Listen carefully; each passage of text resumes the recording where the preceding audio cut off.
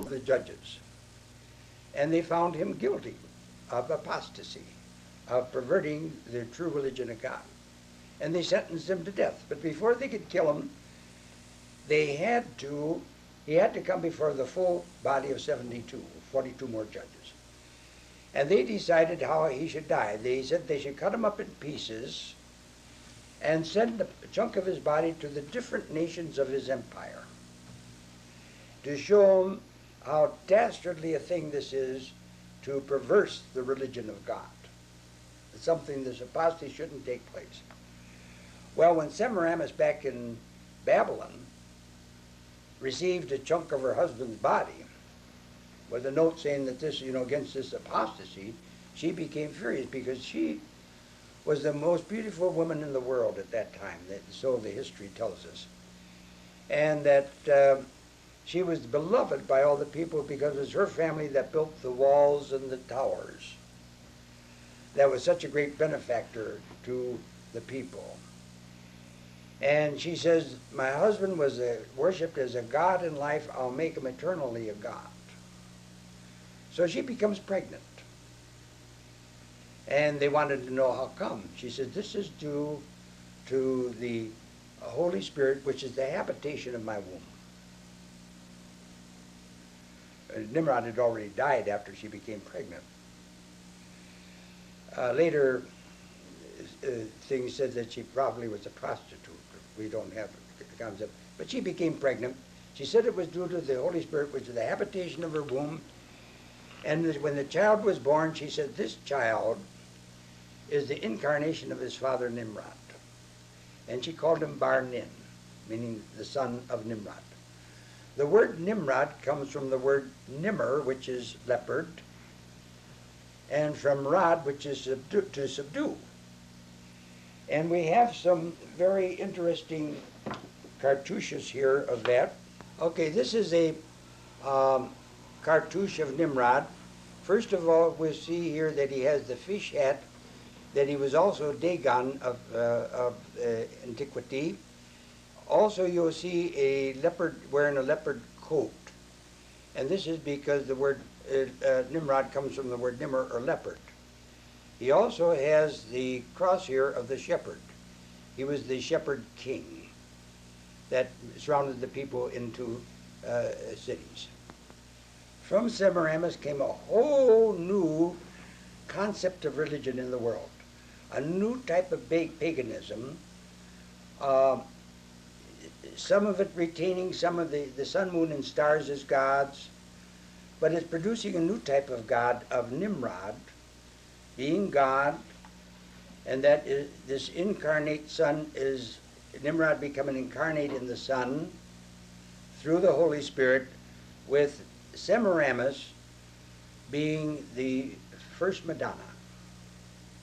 And this Trinitarian religion was born in the world at this particular time. The people at that time had to be convinced that this was a fact. So what she did is that she offered them a cup of a golden cup. And in this cup was a concoction that dulled the senses. And she taught him the Babylonian mysteries, initiated a people into a priesthood, with the first high priest being the son Bar-Nin. In Egypt, Nimrod was called Osiris, his wife was called Isis, and the son Horus. And in all the different countries of his kingdom, this same God was their God, only under different names. And this, as it spread all over the known world at that time, all the Middle East, all the way to the Straits of Gibraltar, which means to Spain, all these people were the new type of paganism, Trinitarians. The people of Greece got their religion from Phoenicia and Egypt. And of course, Egypt was part of Nimrod's kingdom, as well as Phoenicia. And Greece gets their religion from Phoenicia and Egypt, and Rome got its religion from also from Phoenicia and Egypt. So all over Europe, this pagan religion spread. The Druids in England and Ireland, and the Norsemen, the Danes and Norwegians, the Germans. All of them had the same religion, only under different names. And each son of Barnin was a shepherd king, and he was called the Pontifex Maximus. He was both king and the head of the church. And this continued on down from century to century. But this shepherd king, the son of Barnin, wasn't able to regather the control over the whole empire that Nimrod had. And there was clashes for supremacy, trying to get the different nations trying to get control. Finally, Nebuchadnezzar, the direct descendant of Barnin in Babylon, was able to establish an empire simulating that of Nimrod, nowhere near as large, but a very large one. He called himself the conqueror of the world. He conquered the Jews. And the throne of Nebuchadnezzar was a direct descendant of this Barnin, or Nimrod, or the Semiramis. And of course, when he conquered the Jews, he set Daniel up as ruling over this. But then he was conquered by the Persians. The Persians and the Medians became united, and they come in, and the king that conquered them was Cyrus, and this was in 538 BC. And he let the Jews go back and rebuild their temple in Jerusalem. But he threw out the throne, the pagan Babylonian throne, out of his realm, out of his empire. And it was established in Pergamum. And in the second chapter of Revelation, John tells us that this is the throne, the city of the throne of Satan in Pergamum. And he says, where it talks about Pergamum, he says, here is where the paganism, Babylonian whore paganism, is coming into Christianity. And I'll get into this further on, what happens here. But this is where it enters Christianity. The Trinitarian doctrine enters into Christianity, and it was vying for its place with the other Christians. Up until the time that Constantine became a Christian, he was both the emperor of the Roman Empire and he was the head of the pagan church. Now that he's Christian, he seems like he's sort of the head of both, the pagan religion and the Christian religion. And he wore the robes of Nimrod. That this paraphernalia, when it was transferred to Pergamum, then it was willed to Rome. Julius Caesar was the first to put it on, and it went down through the emperors. And he had the fish hat, he had the cross here, he had the keys of Janus and Sibyl, all the paraphernalia that proceeded on down from the beginning, until 381, when Gratian, the emperor, refused this paraphernalia, refused to put on the robes, the fish hat, and he gave it to the Pope of Rome, Damasius. And every pope on down from Damasius has wore the garb of Satan with the fish hat. Look on your television when you see the Pope visit America or these other things. He wears the fish hat, he has the cross here, the keys of Janus and Sibyl. It crept into Christianity, and Constantine in 325 AD made it part of the Roman law, and if anybody didn't accept this religion, zip, he put to death. And the papacy took the Bible away from the people for 1,000 years in order to establish this Trinitarian crap into Christianity. It wasn't until Martin Luther that they was able to get a Bible to read. The priests weren't allowed to read the Bible. And then by that time they were so ingrained in them that the people have just accepted as the clergy finds it's real good business, so they don't want to get into it anyhow. So this is the type of world that we are in today. The very, very crux, the coming of the return of Christ. Why don't they accept the second Christ, the one that establishes the kingdom? Because they're drunk with the wine of the Babylonian whore. They're drunk with the wine of the Babylonian whore, believing in three gods. Ye God, there's only one God. How do they say three? Jesus never said that. Neither did he say his mother was a god and that he was a god. Yet she's worshipped as a goddess. So what does this world come to? No wonder they don't accept the return of Christ. So here has the second coming of Christ take place, or the second Christ has come, and he fulfills the prophecies for the Prince of Peace. And we're going to get into the proofs that Baha'u'llah fulfills these prophecies. But I had to wipe out the cobwebs that are in the minds of the people to show what type of a world that Baha'u'llah comes to. No wonder he was arrested. No wonder he was put in prison. No wonder the people and the clergy today reject him. Because they're in the religion of Satan. Satan started with Nimrod from the planet Saturn. So I'm going to start in now to give you the proofs according to the criteria that we gave for Jesus. In other words, if the criteria proves Jesus, the same criteria applied to Baha'u'llah would prove Baha'u'llah. Wouldn't you say that? Yes. Yes. So this is what we're going to do. And the first thing we're going to show is that Baha'u'llah was prophesied by name from no less than from the lips of Jesus himself. Now, if Jesus tells us that Baha'u'llah is coming, who is it to say that he's wrong? What Christian could say that he didn't know what he's talking about?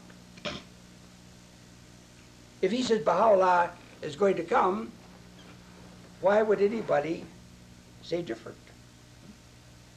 So we're going to turn to Mark 8:38. Would somebody turn to that?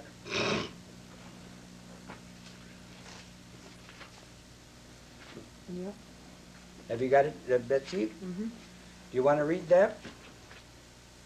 For whosoever is ashamed of me and of my words in this adulterous and sinful generation, of him will the Son of Man also be ashamed, when he comes in the glory of his Father with the holy angels. Okay, thank you, Betsy. Now, what language did Jesus speak? He didn't speak English, did he? No. Why didn't he speak English? He wasn't from England. Well, England didn't have an English language at the time of Jesus. So what language did he speak? He spoke Aramaic. And this was the language of the Middle East at that time. And it came out of Iran. It's the Persian, Iranian language that the English and other languages come from. And this was called Aramaic. So when Jesus spoke here, he didn't say glory of the Father. He used the Aramaic word for glory of the Father, which is Baha'u'llah. Jesus said, when the Son of Man, and what does the word Son of Man mean, Karen? What? You caught me off guard. What does the word Son of Man mean? You have any idea? No, you caught me off guard here. Okay. You know what a man is. Yes. You know what a son is. Yes. Well, it means he's the son of a man. Very simple, isn't it? Yes, very simple. So he said that this coming of the glory of the Father is going to be a man. See? And you have holy angels. The holy angels are those that were martyred, just like the apostles were martyred in the time of Jesus. Mm-hmm. So when Baha'u'llah come, he came in the name of Baha'u'llah, but it's translated in our Bible, glory of the Father. Just like when Jesus was prophesied being Emmanuel by Isaiah, Joseph called his son named Jesus. Two different languages for the same meaning. Yes. So here we have two different languages for the meaning. The name that Jesus said, Baha'u'llah, is going to come, and it translated in your Bible, glory of the Father. And Baha'u'llah did come. So would you get up there, Joe, and write up their name, and then put after that, right after that, put Baha'u'llah.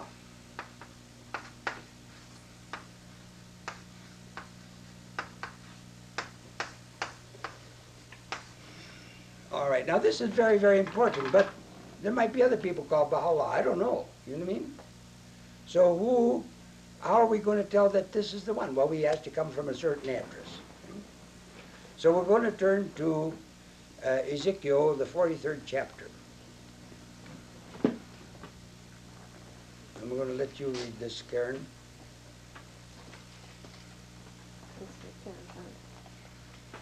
What one?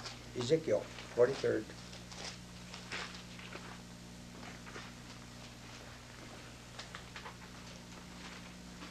Okay. At the beginning?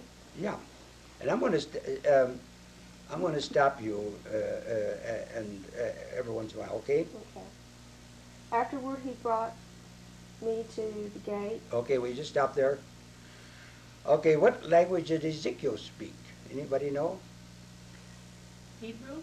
When he went into captivity, he spoke Hebrew, but after he was in captivity, he wrote his gospel in the Aramaic language in Iran. So this was written down originally in Aramaic. So when he says Bab, when he says gate, the Aramaic word for gate is Bab, B-A-B. So every time you come to the word gate, say the word that Ezekiel used, not the translation of what we have here, and start over again. Afterwards he brought me to the Bab facing east. Okay.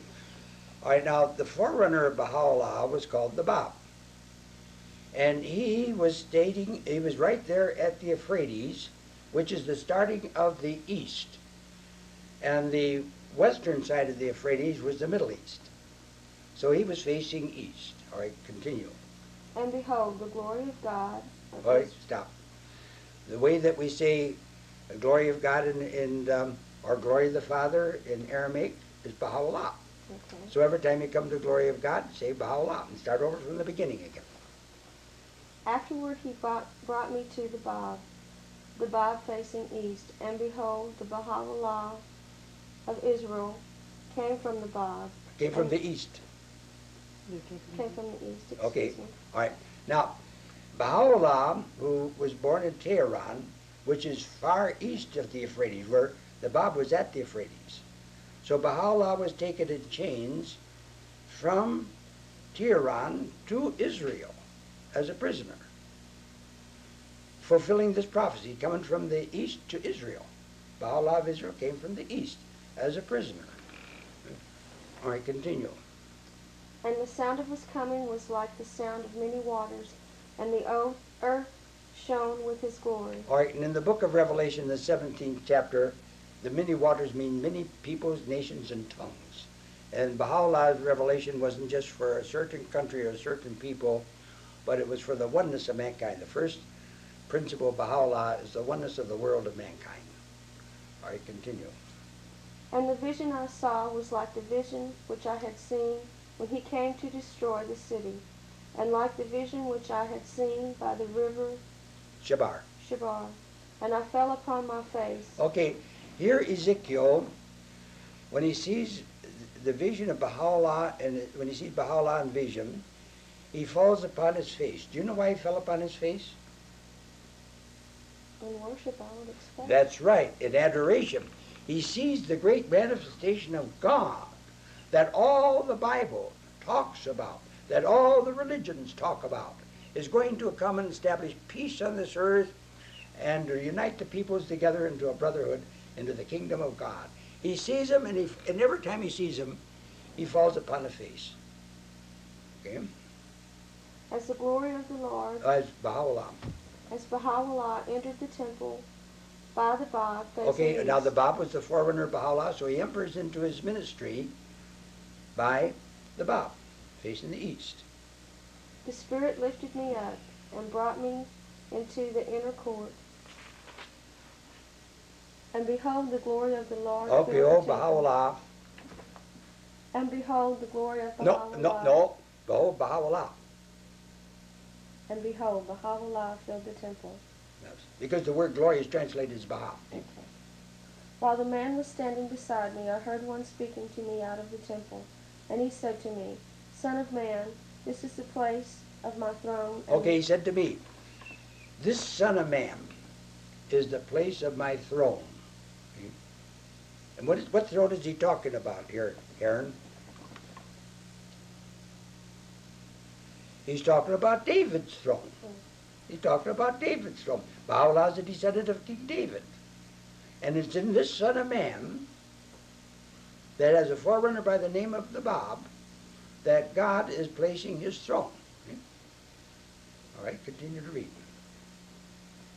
And in the place of the soles of my feet. In other words, this man's going to have feet. Okay? Where I will dwell in the midst of the people of Israel forever. The International Baha'i Center is on Mount Carmel in Haifa, Israel, the center of Israel. And there, and he came from the east. He fulfills the prophecy from the address. Just like Jesus was born in Bethlehem, Baha'u'llah came from the east to Israel. And he had a forerunner by the name of the Bab, like Jesus had a forerunner by the name of John the Baptist. So here we have address. But we're going to get more address. Let's turn to the 35th chapter of Isaiah. The wilderness and the dry land shall be glad. The desert shall rejoice and blossom like the crocus. Crocus, excuse me. It shall blossom abundantly and rejoice with joy and singing. The glory of the Lebanon shall be given to it, the majesty of the Carmel and Sharon. They shall see the glory of the Lord. They will see Baha'u'llah. They will see Baha'u'llah, the majesty of our God. Strengthen. Okay, that's good. Okay, now, here it says that the desert will blossom as a rose. When Baha'u'llah was brought to Israel, he was placed in a prison in Akka. And this is right across the bay from Haifa. And it was the most foul prison in the whole Turkish Empire. And they said if a bird should fly over the city, it would die of the stink. The garbage was thrown in the street. There was no garbage collection. There was no toilets and things like that, disposing of these things just thrown into the streets. It stunk. And there was no vegetation. It was just plain desert. But when Baha'u'llah was brought there as a prisoner, many thousands of his followers followed him from Iran and from Baghdad to Israel. And they started cultivating the land and planting flowers and vegetation and things like that, and also some form of irrigation. Later on, the Jews started coming there. In 1844, the Sultan of Turkey lifted the ban of Omar and allowed the Jews to again enter Jerusalem and to come in there. And then he also allowed to buy land. Well, these Jews started building irrigation all over the country of Israel at that time. And if you went there today, Mount Carmel and that whole area is one of the most beautiful spots in the world, where it was barren desert when the coming of Baha'u'llah. So it's blossomed as a rose or as a crocus, and abundantly, just like it says there. And it says that Mount Carmel, after Baha'u'llah was released from prison, he went up on Mount Carmel with his son Abdu'l-Baha and laid out the sites for a universal government of the world, the sites. And some of the institutions of that are now established. It's now in the hands of the covenant breakers, but that's going to be short-lived. So here is the fulfillment of the address. And when Joe will get up there on the blackboard where you write address, and then right after the address write from the east to Israel,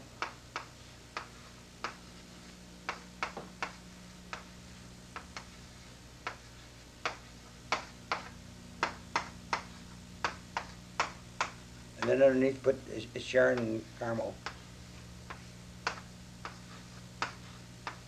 Sharon is the valley in which Mount Carmel is situated. It's right along the seacoast. That whole seacoast in Israel is called the Valley of Sharon. And there's carols. Oh, we're not in.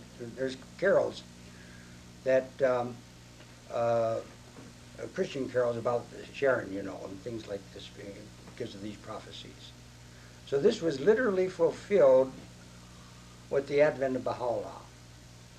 And just like Jesus was at Bethlehem, here it's even more specific with Baha'u'llah. He comes from the east and he goes to Israel and to Carmel and to Sharon. And this fulfills the prophecies. There's other prophecies concerning the Valley of Acca and the prison there and other things in the Bible. We're just going to give you the name, address, date, and profession among the thousands of other prophecies concerning the coming of Baha'u'llah. So the next one we're going to get into now is date. And this is very, very important. Because there might be some people called Baha'u'llah, and they might have come from Iran to Israel, you know. But we need to get it in the framework of when. So we turn to the 24th chapter of Matthew. This 24th chapter of Matthew, it starts out in stating, starting with the third verse. And do you have that, Betsy? Or 23. Okay, do you have it, Karen? 24th chapter of Matthew, the third verse. Yeah, I have it. Okay, you want to read it? As he sat on the Mount of Olives, the disciples came to him privately, saying, "Tell us, when will this be? And what will be the sign of your coming, and of the close of the age?" Okay, here the disciples asked three questions. When are you going to come? What will be the sign of your coming? And the close of the age. So there's three questions there that they ask. All right, and he starts giving all kinds of signs, and we're not going to go through them today. People can read them for themselves. We're going to go down to the verse 15, where he answers the question of when will be the close of the age, the date. So read the 15th chapter, or 15th verse. So when you see the desolating sacrilege spoken of the prophet Daniel standing in the holy place, let the reader understand. Okay, now here Jesus himself doesn't give the date, but he tells you to return to the book of Daniel. They gave the date for Jesus himself, for the date for the second coming, or the second Christ. And he tells you to go to the chapter where Daniel is talking about the desolated sacrilege, or the abomination of desolation, and talking about the holy place. And this is found in the 8th chapter of Daniel. So let's turn to the 8th chapter of Daniel. And this is a real important thing. Now, we talked about Daniel before, who he was. Daniel, of course, was a prophet, and he was in captivity. And here he's making a prophecy. First he made a prophecy for Jesus, which we went before this. Now he's going to prophesy the date for the coming of Baha'u'llah. And we'll start with the 13th verse. Of what? Of the 8th chapter of Daniel. Start with the 13th verse.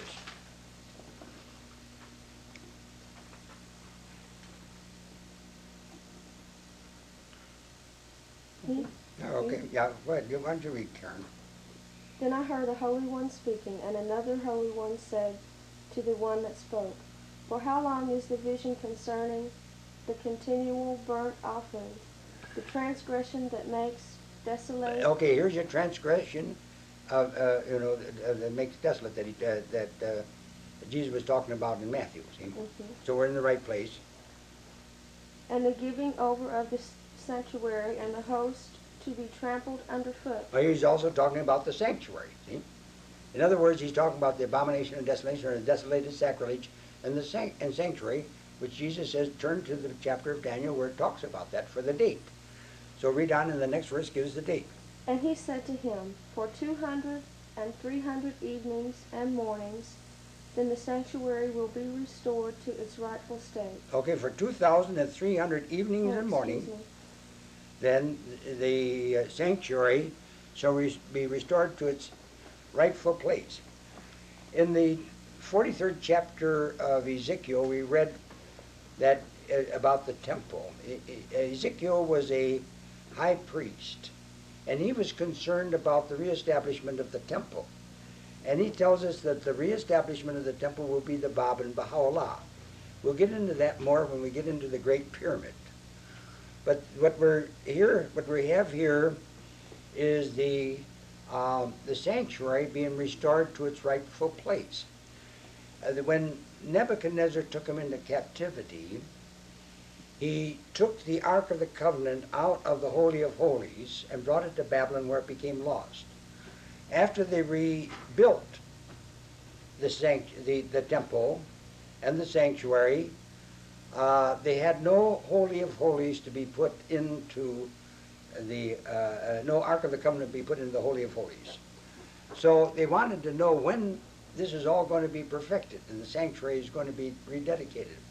And they told him to go to Daniel, and Daniel says 2,300 mornings and evenings, or 2,300 days.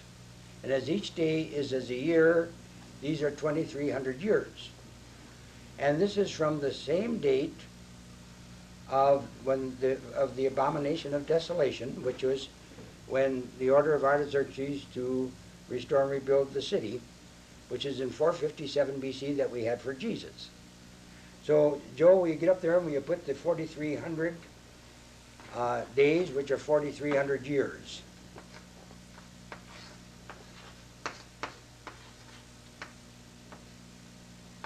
2,300 days? Yeah, 2,300 years. 2,300 years. And you subtract from it, there are 456 years from 457 BC to the birth of Jesus, and subtract 456. We did the same with Jesus. Why not subtract that? Put it.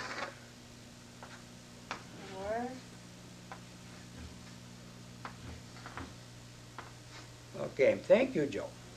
Here is a date. And this is the date that they asked Jesus, when is the sanctuary going to be cleansed or restored to its rightful state? The way that a sanctuary is cleansed is with the blood of sheep and goats. But Jesus cleansed the sanctuary in heaven not with blood of sheep and goats, and this is in the book of Hebrews, 7th, 8th, 9th, 10th chapter, but with his own blood. He cleaned the sanctuary in heaven. But now we're talking about, Jesus told us to pray for the kingdom of God on earth as it is in heaven. And here we're talking about the cleansing of the sanctuary here on the earth. And it gives us the date of 1844. And this is the date that the Bab, the forerunner of Baha'u'llah, started the calendar, which the Baha'is use today, the Baha'i calendar. Starts in 1844. And the Bab made his proclamation on May 23rd, 1844. But he starts the calendar on March the 21st of 1844. And back in Ezra, it says that King Artaxerxes gave the order to Ezra for the rebuilding of the city. It was on March the 21st. It was the first day of the first month. And as their calendar started with the vernal equinox, which is March the 21st, therefore the first day of the first month is March the 21st in our calendar. So on March the 21st, 1844 is the starting of the Baha'i calendar, and it's just exactly 2,300 years from the order to restore and rebuild Jerusalem by Artaxerxes. All right, now the Bab purified the sanctuary because The Bab was 6 years later, he was killed the same as Jesus was.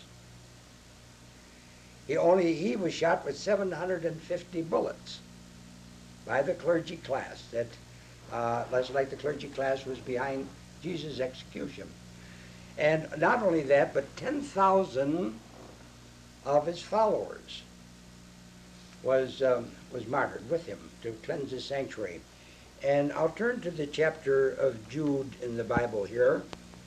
And Enoch, also the seventh from Adam, prophesied of these, saying, Behold, the Lord cometh with 10,000 of his saints, to execute judgment upon all, and to convince all that are ungodly among them, all of their ungodly deeds, which they have ungodly committed, and of all their hard speeches, which ungodly sinners have spoken against him. And the Bab had 10,000 followers, and they were martyred down to practically the last man. They were killed in the most inhumane manner. They were split apart. They drilled holes in their chest and put lighted candles in it. They nailed horseshoes to their feet and put rings in their nose and paraded them through the streets naked and things of this nature. 10,000 were thus martyred in Iran. Well, you people know how fanatical the Iranians are, what they did with our hostages. They haven't improved much since that time. These were the most fanatical people in the world, similar to the time of, even worse than the time when Jesus came. And here, the Bab and 10,000 of his martyrs cleansed the sanctuary with their blood. Okay? And they did this in order that this holy revelation from God would be purified and established in the world. But today the people are in the depths of paganism and following Satan, and their leader is seated on the throne of Nimrod, or Satan, wearing the fish hat and so forth. So you can't expect much difference, not much from these people. And this is why there's going to be this great calamity, why we're going to have World War III. So let us get back here to the prophecy of the Bab. It gave the date of 1844. And the Bab cleansed the sanctuary with his blood and started the Baha'i calendar. Now we're going to go to the 12th chapter of Daniel. And this is a very, very important chapter. And of course a lot of Christians read it, but the poor Christians are under the delusion of Satan. How could they understand anything? So I'm going to have you read this, Joe, and distinctly and not too fast. Starting with what? The first verse. Of 12. Yeah. At that time shall arise Michael, the great prince, who has charge of your people. Okay. What does the word Michael mean? Karen, do you have any idea? Lord, you told us just the other day, and I can't think of it for the life of me. Anybody know what the word Michael means?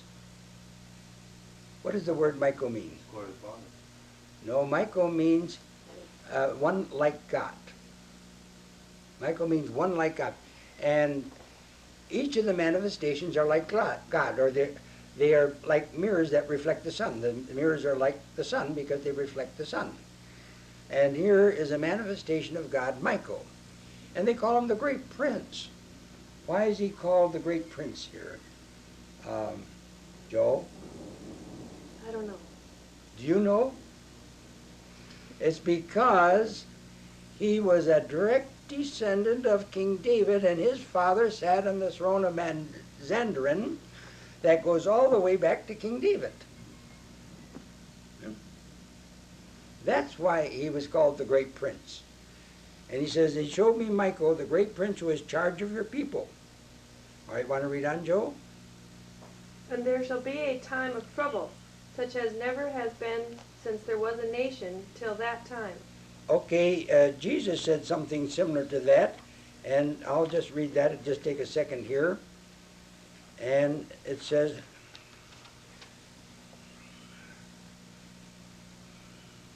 For then there will be a great tribulation, such as not been from the beginning of the world until now. No, and never will be. And if those days had not been shortened, no human being would be saved. He's talking about the same thing that Daniel's talking about, the time of trouble. And you ever see so much trouble in the world today, where we've made instruments of war that within an hour or two, a third of the people will be dead. How terrible this age is in its trouble and its problems and the diversity of views. The people have been coalesced together by the rapid transit and rapid communication. You can go around the world in no time, where most people only got about 30 miles away from their home, and they did it mostly on foot. Where today we're all thrown together, and this is called, all the different ideologies, all the different religions and concepts are all thrown together, and we are in a very, very dangerous situation with our ships entering into the Persian Gulf and escorting the Kuwaiti ships, oil tankers out there. This is the starting of Armageddon. So we're in a very dangerous situation. So we have this time of trouble. All right, you want to read on, Joe? But at that time your people shall be delivered, every one whose name shall be found written in the book. In other words, with this trouble that we have here, every person is going to be delivered. The people, that is the people of God, that is those that have turned to Baha'u'llah and his covenant, are going to be delivered. That is God's people. But all of those that are in paganism and them covenant-breaking Baha'is, they're going to get their medicine too, whatever that will be. All right, you want to read on? And many of those who sleep in the dust of the earth shall awake. Who are those that sleep in the dust of the earth? Anybody know? Tell us, Joe. The materialists? They are the materialists, that's right. In other words, materialism is the dust of the earth, you know what I mean? Everybody practically is a materialist. Get mine while I can get it, you know? So there, he says, he said, many of those who sleep in the dust of the earth shall awake. Read on. Some to everlasting life. Some of them are going to become believers in the Messiah, get away from this paganism and other things, and they're going to get everlasting life. And some to shame and everlasting contempt. Some of these people are going to awake to the destruction. When the bombs fall on them, and when the great destruction falls on them, they'll awake, but to everlasting shame and everlasting contempt. All right? And those who are wise shall shine like the brightness of the firmament. Karen, who are the wise? I would say the ones that are in the Baha'u'llah, that believe. Well, there's a lot of people. Well, not necessarily that, but. All right. The wise one is one who uses his intellect. That doesn't just believe on faith. Or just doesn't, it isn't a bunch of sheep that follow a false leader, or a bunch of goats, let us say, that follows a leader. The wise are the ones that decide for themselves whether it's true or not. Most of the Christians say that you should believe by faith, and they don't give any proofs. But we're given proofs here. So those that are wise shall shine as the brightness of the firmament, okay? And those who turn many to righteousness, like the stars, forever and ever. But you, Daniel, shut up the words and seal the book until the time of the end. What does it mean to shut up the words and seal the book? It means that nobody's going to understand it. Shut up these words so it won't be understood. You know what I mean? It's in a language that nobody's going to understand it. Okay? All right, read on. Many shall run to and fro, and knowledge shall increase. Did you ever see a greater running to and fro than we have in the world today with the automobile, the airplane, the steamships, and all the rapid modes of transportation and communication? And the knowledge has increased. Why we put it on a little tiny chip in a computer. Which we might, space shuttles that go from the... Yes. Everything in new wonder is being brought out. So we have here, go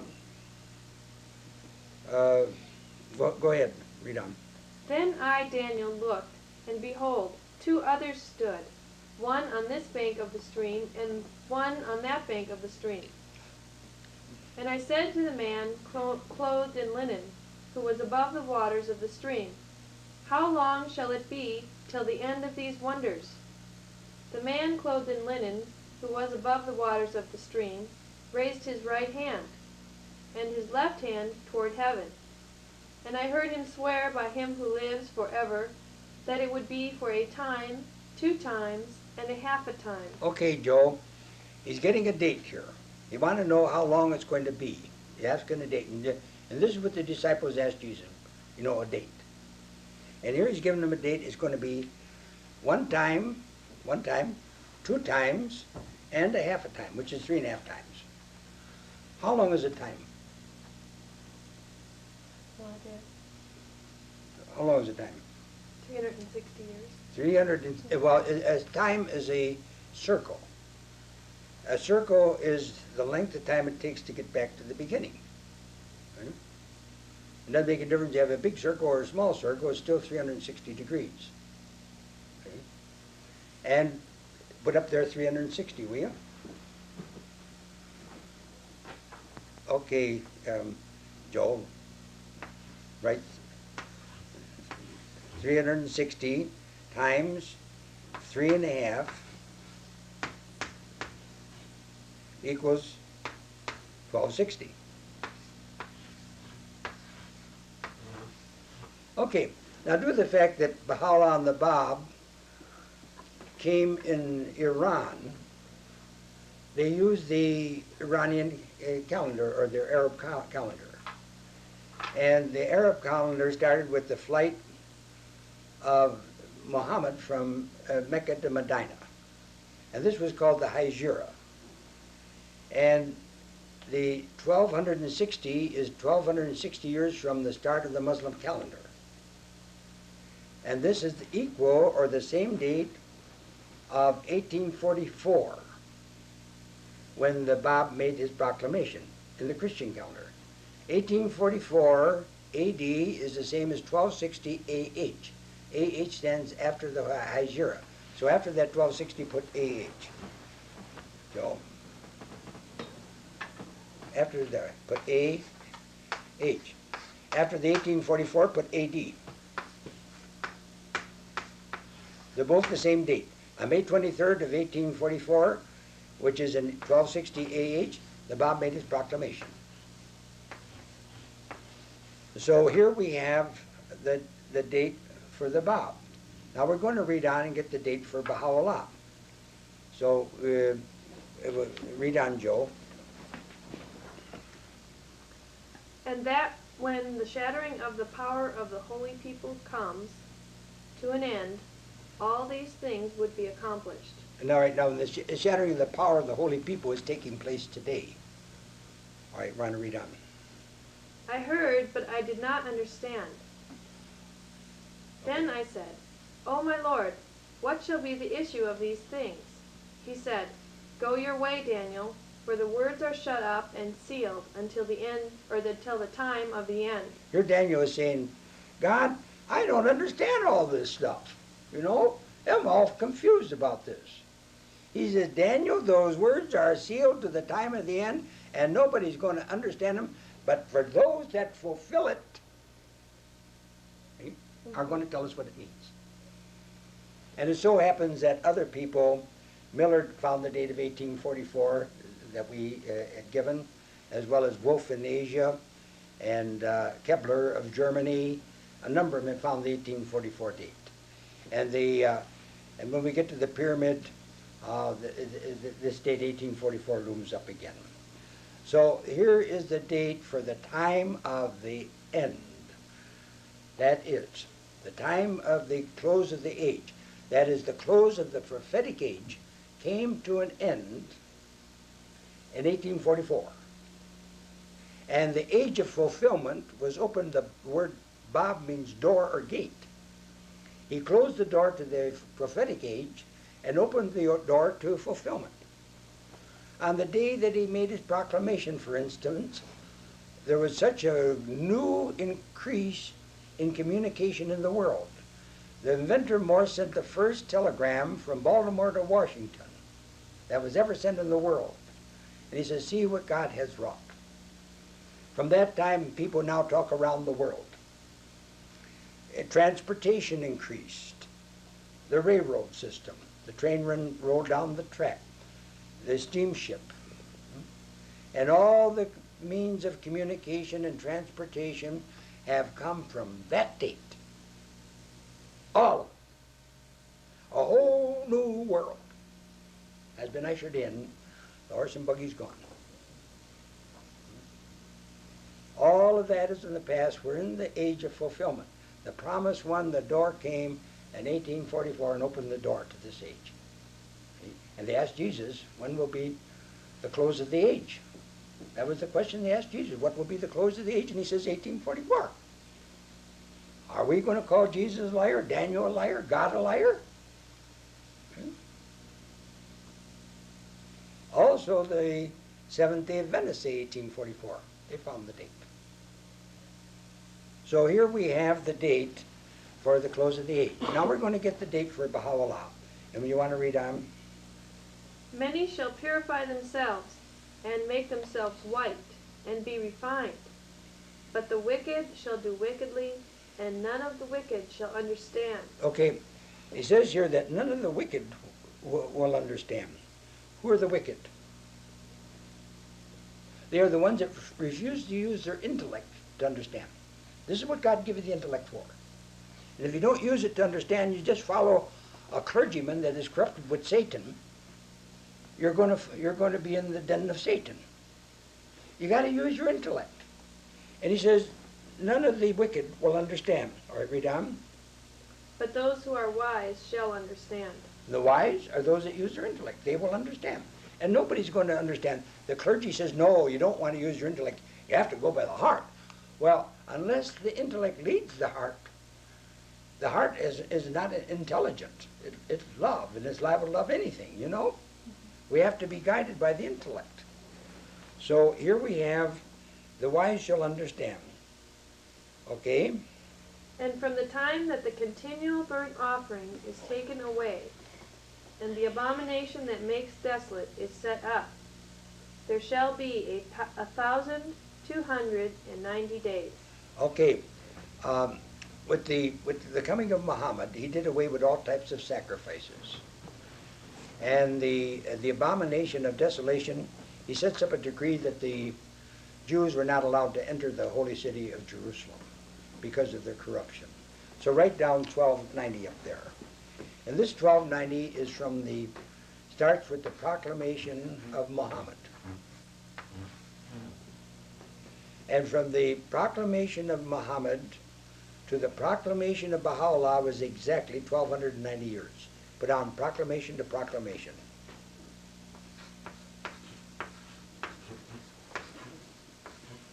The first one was 1260 on the Muslim calendar. But this is from proclamation to proclamation. It's just exactly 1290 years. These are lunar years. So here we have the date for the Bab and Baha'u'llah and the close of the age. This is the question they asked Jesus. This is the question they asked Jesus. And here he said, turn to Daniel, and Daniel gives the date for the close of the age, the coming of the Bab, and the Baha'u'llah. Now he gives another date in the next verse, which we're not going to take up now because we're just proving the Bab and Baha'u'llah here. The year 1290 of Daniel, the 1,290 years of Daniel, refers to April the 21st of 1863, the date that Baha'u'llah made his proclamation. There you can see that it's April the 21st, 1863. And now we're going to go to the profession. We'll start with the second chapter of Isaiah, starting with the second verse. It shall come to pass in the latter days that the mountain of the house of the Lord shall be established as the highest of the mountains, and shall be raised above the hills. And all the nations shall flow to it, and many peoples shall come and say. Okay. It says here that the come to pass in the latter days, which we are in today, and he says the mountain of the house of the Lord that should be established on the highest of mountains. In the King James Version, it says on the top of the mountain. And it shall be raised above the hills. In the King James Version, it said it will be exalted above the hills. Its exaltation is a spiritual height rather than a physical height. The spirituality is exalted over the other mountains of the Lord. That is and this is Mount Carmel, in which is the International Baha'i Center of the world today. And it says all the people are going to come to it. All the nations shall flow to it. Meaning that all people will come into the kingdom and will flow to this international center. All right, would you continue? Come, let us go up to the mountain of the Lord, to the house of the God of Jacob. What does it mean by the God of Jacob? Anybody got any idea? Who is the God of Jacob? In contrary to the Christian triune God, the God of Jacob is the one invisible God that made everything, not the pagan triune God. So he says that it'll be by the God of Jacob, the Jacob, Isaac, and Abraham, which is the one God. All right, want to continue? That he may teach us his ways, and that we may walk in his paths. For out of Zion shall go forth the law. You can just stop there. He's going to teach us his ways. In other words, Baha'u'llah, the Prince of Peace, is come to, and he's established in part of his covenant that there would be an universal house of justice with the Davidic kingship as its president or the head of it. And this kingship shall exist forever, as long as there's life upon this planet.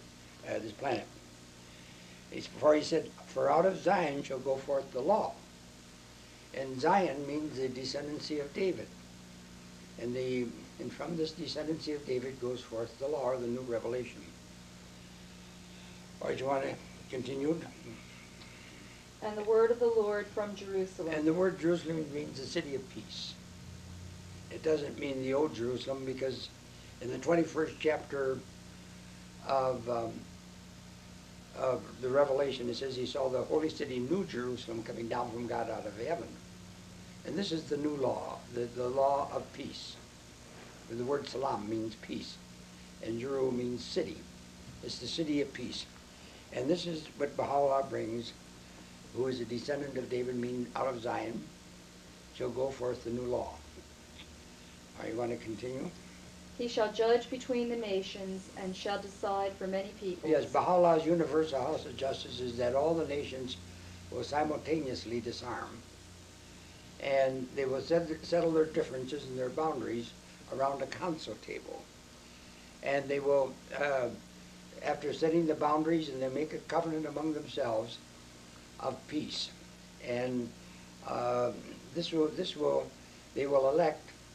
First, they will set up secondary houses of justice in all these nations, and then these will elect the universal house of justice. And the guardian, or the Davidic kingship, will be his president. Okay? And they shall beat their swords into plowshares, and their spears into pruning hooks. Nation shall not lift up sword against nation, neither shall they learn war any more. Yes, this is the purpose of the coming of Baha'u'llah, is to set up this universal house of justice on top of Mount Carmel, and for all the nations to flow into it. I mean, all the nations will become members of it. But this won't take place until after the catastrophe, which is upon us. I mean, the ships in the Persian Gulf and the things that are going on in the world are leading right up to this great catastrophe. Following this, 4 countries, the United States, England, France, and Russia, will become the first Baha'i states. And they will set up an international tribunal, or world court. And this will be an interim between this house of justice that is talking about here and what we have now. other nations will come into this as they become, majority of the people become Baha'i. And by the end of the century, everybody in the world will be Baha'i. And this house on the top of the mountain, with these one that's on the top of the mountain here, all the nations will belong to that. And we'll have 1,000 years of peace. Now we turn to the 9th chapter of Isaiah.